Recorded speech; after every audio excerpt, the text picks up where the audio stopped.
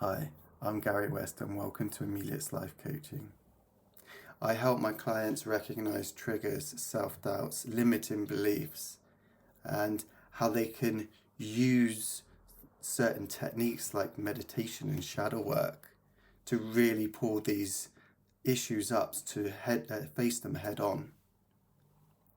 And by doing so, we can start releasing some of that creative energy and the passion, the drive and focus that they deserve to create what they really want in life.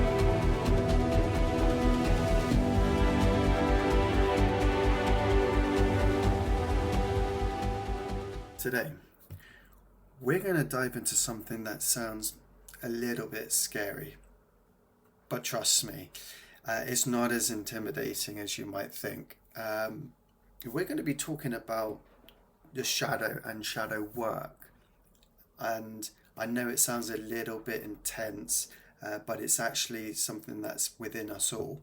And if we can identify the the parts of us that hold us back, we can actually put steps in place and change these parts of us that are holding us back so we can progress forward. You know, in a lot of scary movies that there are villains, or that one villain that always shows up when everything is at its worst. So let's just take a look at the film It from 2017 and 2019. The character Pennywise the dancing clown, he is just that perfect villain that shows up when their anxieties are at the worst. His ability to shapeshift to an individual's worst nightmare. You know? But what's interesting is that Pennywise, in a way, is the reflection of the shadow. So let me explain. In It, the kids face their fears, and as they grow, they don't face the fears head on. But what happens when they don't, as children, and raise up into teenagers and as adults, these can produce catastrophic effects on who we are, how we present ourselves to the world, and it will affect our relations as well. Borderline personality disorder is a very, very good example of the extremities of what can happen. So this is exactly the shadow is the parts of us that we are too afraid of or too uncomfortable to face, so we lock them up. But they're never truly gone. They're there, they grow, they fester, and they come out at the most unlikely times, like when we're triggered and we turn into another character. So it is very important to recognize these parts and deal with them in an efficient manner with compassion so that we can grow. You know, the problem is with the children from It is that they didn't quite destroy Pennywise. You know, so it grew and it festered in the background, which held them back in what they wanted to do in their lives. Each of the characters had a problem from their childhood that just kept going. Like the young girl, she grew up and basically married a character that was very similar to her father, very abusive, you know. And Bill, the scriptwriter, He's always lost. He can't finish a piece of work because he hadn't finished what he was meant to do in the past. So Pennywise represents the unconfronted fears that grows and shape shifts. But in real life, the shadow can show up in different situations too. So that could show up in our relationships, our self-doubts, and in the choices that we make. We all have shadows. We've all had an experience at some point that has made us afraid or anxious or uncertain. Maybe we've had failures in the past that we try to forget, or maybe we have the doubts about our abilities and our sense of self-worth.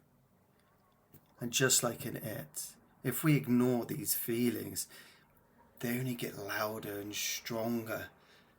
They could show up as self-doubt, fear of failure, or even of success.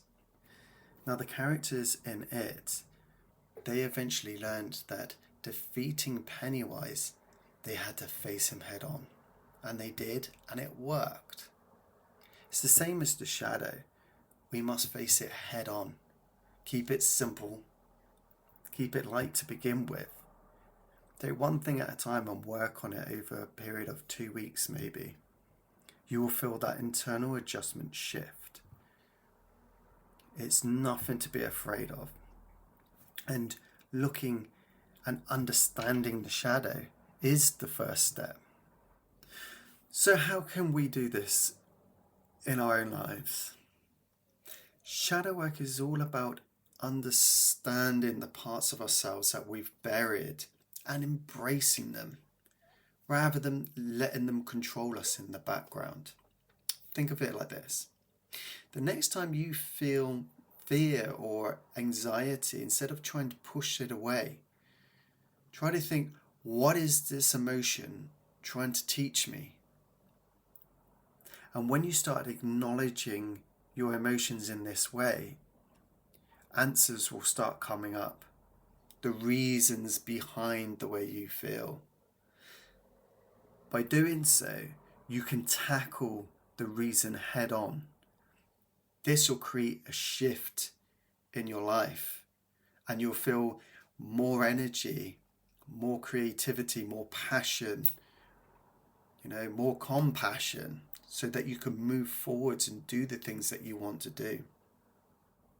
So in the case of the kids in it, they started to confront their fear, but they didn't push through.